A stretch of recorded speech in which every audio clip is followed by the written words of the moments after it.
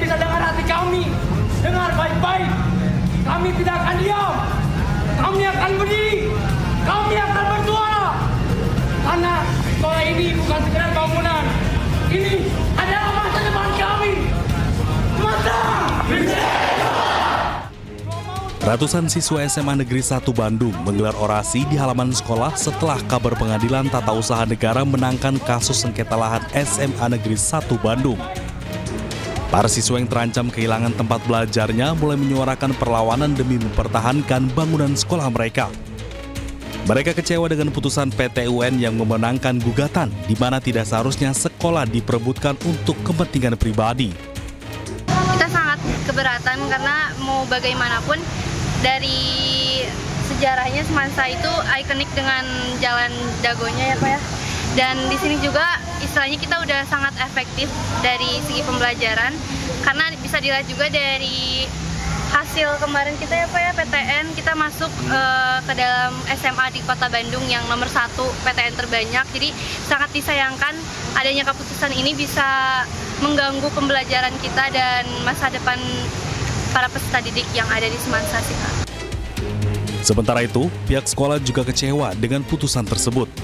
Adanya kunjungan Wamen Dikdasmen dan Gubernur Jawa Barat tidak berdampak apapun pada putusan PT UN. Ya, kalau putusan itu ya sangat kecewa, pasti kecewa. Karena kita mengikuti sidang sebelumnya, sidang pertama sampai sidang ke-6. Jadi ya kecewa, pasti sangat kecewa. Kenapa kok sampai pihak PLK yang dimenangkan tidak melihat dari saksi dari kami 1 orang waktu itu dan 3 itu dari Biro Hukum. Sebelumnya Pemprov Jawa Barat kalah dalam kasus sengketa lahan SMA N 1 Bandung melawan Perkumpulan Licem Kristen atau PLK sebagai pihak penggugat. Usai dinyatakan kalah, Pemprov Jabar tidak tinggal diam dan akan melakukan banding. Dari Bandung, Jawa Barat, Ervan David, iNews melaporkan. Gubernur Jawa Barat Deddy Mulyadi meminta warga tidak membuat kegaduhan usai insiden pembakaran 3 mobil polisi di Depok, Jawa Barat. Dirinya ingin memastikan tidak adanya masalah sosial yang menonjol termasuk premanisme.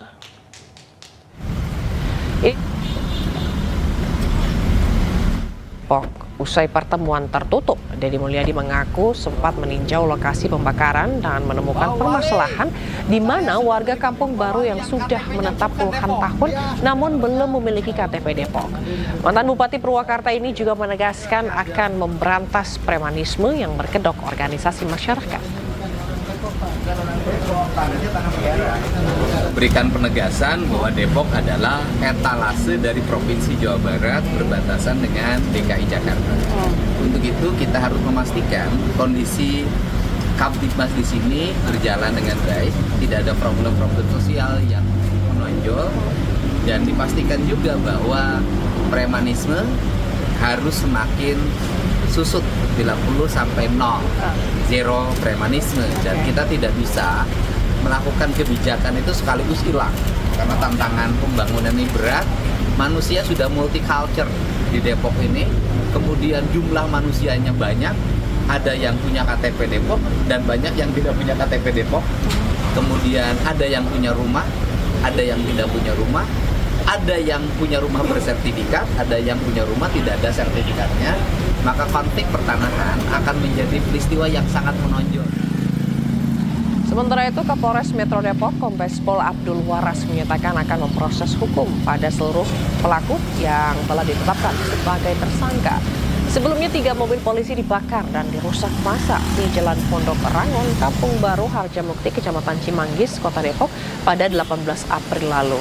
Saat itu polisi mendapat perlawanan ketika ingin menjemput tersangka kasus penguasaan lahan dan kepemilikan senjata api. Pak, penegasan bahwa yang ditangkap saat itu adalah ketua ormas, betul Pak? Sesuai dengan porsinya ya, artinya unsur pidananya pada yang bersangkutan. Ya kemarin kan sudah diterbitkan DPO, jadi begitu di depan DPO berarti dari hasil pemeriksaan saksi mengarah kepada yang bersangkutan ada tindak pidana yang dilakukan oleh yang bersangkutan. Nanti kalau memang ada perkembangan lebih lanjut akan disampaikan. Sekali lagi terima kasih teman-teman sekalian, mohon dukungan Artinya negara tidak boleh kalah dengan preman. Pemirsa, pemain film yang juga musisi Fachri Albar kembali berurusan dengan polisi. Ia ditangkap di rumahnya di kawasan Jakarta Selatan dengan kasus dugaan penyalahgunaan narkoba.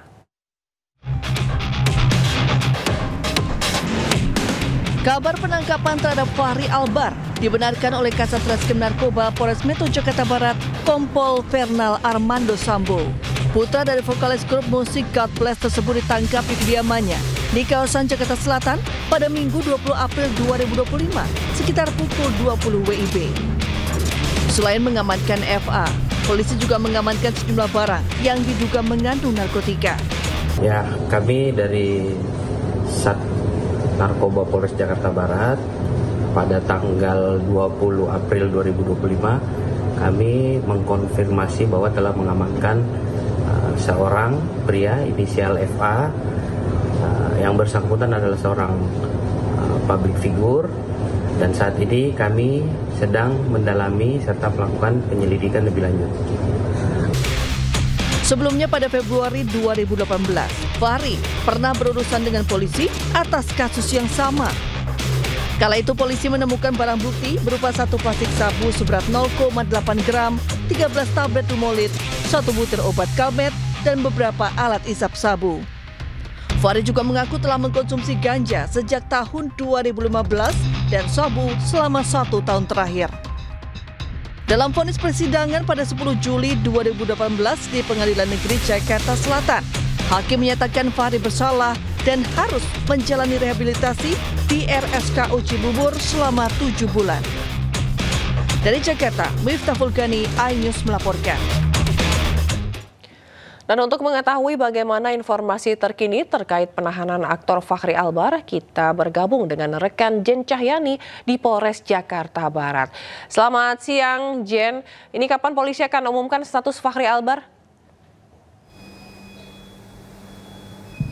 Ya, selamat siang Zila dan juga pemirsa. Untuk status tersangka Fachri Albar sendiri nanti kami masih akan menunggu informasi yang lebih lanjut dari Polres Metro Jakarta Barat karena saat ini kami sedang menunggu agenda atau kegiatan yang akan dilakukan sesaat lagi karena dijadwalkan pada pukul 11 siang waktu Indonesia Barat, yakni dari pihak kepolisian akan melakukan tes kesehatan atau lebih tepatnya tes urin terhadap Fachri Albar yang sudah ditangkap pada hari Minggu lalu di kediamannya terkait dengan dugaan penyalahgunaan narkoba. Dan saat ini kami masih menunggu bersama teman-teman pewarta lain terkait dengan nantinya akan dilakukan tes kesehatan terhadap Fachri Albar, dan kita juga akan menantikan apakah tes kesehatan tersebut akan dilakukan di Polres Metro Jakarta Barat atau di luar dari komplek Polres Metro Jakarta Barat. Namun yang pasti kami masih menunggu juga informasi atau keterangan resmi dari pihak kepolisian narkoba jenis apa yang digunakan, kemudian barang bukti apa saja yang ditemukan di kediaman Fachri Albar, dan juga berapa banyak yang dikonsumsi. Karena ini merupakan kali ketiga Fachri Albar berurusan atau terseret karena kasus narkoba. Dan kalau kita dapat kilas balik ya, Fachri Albar ini pernah ditangkap pada tahun 2007 silam terkait dengan menggunakan 1,2 gram kokain yang kemudian sempat menjadi DPO dan juga menyerahkan diri ke Badan Narkotika Nasional. Kemudian pada tahun 2018 kembali terseret kasus narkoba yang pada akhirnya divonis 7 bulan rehabilitasi. Nah, yang akan kami tunggu tentu saja informasi tadi terkait dengan barang bukti, kemudian berapa banyak yang dikonsumsi, kemudian obat-obatan apa saja yang digunakan oleh Fachri Albar, dan juga nanti jika sudah keluar hasil dari tes kesehatan atau tes urin yang akan dilakukan pada siang ini, apakah positif menggunakan atau menyalahgunakan narkoba, dan jika nanti sudah masuk ke jenjang atau tahap persidangan, apakah Fachri Albar ini akan kembali divonis untuk melakukan rehabilitasi atau nanti akan mendekam di jeruji besi. Dan kami juga tadi sejak pagi memantau, nampaknya tidak ada pihak keluarga atau kerabat yang datang untuk menjenguk Fachri Albar ke Polres Metro Jakarta Barat, dan hingga saat ini kami juga masih menunggu apakah nanti akan ada pihak keluarga yang datang dan juga keterangan resmi dari pihak kepolisian khususnya Polres Metro Jakarta Barat terkait dengan status tersangka Fachri Albar. Sementara itu Zila. Baik, Jen, lalu bagaimana mungkin Anda bisa menjelaskan mengenai penangkapan dari Fachri Albar di kasus yang kali ini begitu, dan adakah kemungkinan tersangka lainnya yang juga ditampilkan atau diinformasikan dari pihak kepolisian? Ya, Zila dan juga pemirsa, yang kami ketahui dari informasi yang kami gali, Fachri Albar ini ditangkap di kediamannya di Jakarta Selatan, namun kali ini ditangkap oleh Polres Metro Jakarta Barat. Kalau pada tahun 2018, Fachri Albar ini ditangkap oleh Satres Narkoba Polres Jakarta Selatan di kediamannya juga, dan kali ini juga kembali ditangkap di kediamannya. Dan nanti akan kami gali informasi terkait apakah kemudian Fachri Albar pada saat ditangkap pada hari Minggu lalu ini ditangkap di kediamannya di kamarnya, karena pada saat tahun 2007 silam ini Fachri Albar pada saat ditemukan oleh pihak kepolisian, ini pihak kepolisian menemukan barang bukti di kamarnya, diantaranya 1,2 gram kokain yang ia letakkan di kotak obat. Nah, ini akan kita gali, Zila dan juga pemirsa, barang-barang bukti apa saja, mungkin nanti obat-obatan yang digunakan apa saja dan disimpan di mana. Karena kami masih akan mendengar informasi lebih lanjut yang kemungkinan pada hari ini, siang ini nanti sekaligus dengan tes kesehatan atau tes urin yang akan dilakukan oleh Polres Metro Jakarta Barat. Apa saja yang akan disampaikan nanti tentu saja akan kami update informasinya. Zila. Baik, jadi kita akan tunggu bagaimana perkembangannya dari kasus ini. Terima kasih Jen Cahyani melaporkan langsung dari Polres Metro Jakarta Barat. Selamat bertugas kembali. Ya pemirsa, 3 hakim yang menjadi terdakwa kasus suap dalam putusan bebas Gregorius Ornatanur dituntut hukuman pidana 9 hingga 12 tahun penjara. Ketiganya dinilai terbukti menerima suap dan gratifikasi senilai total hampir 5 miliar rupiah. Tuntutan terhadap para terdakwa dibacakan oleh Jaksa Penuntut Umum di Pengadilan Tipikor Jakarta Selasa kemarin. 2 hakim atas nama Erin Tuah Damanik dan Mangapul dituntut pidana 9 tahun penjara.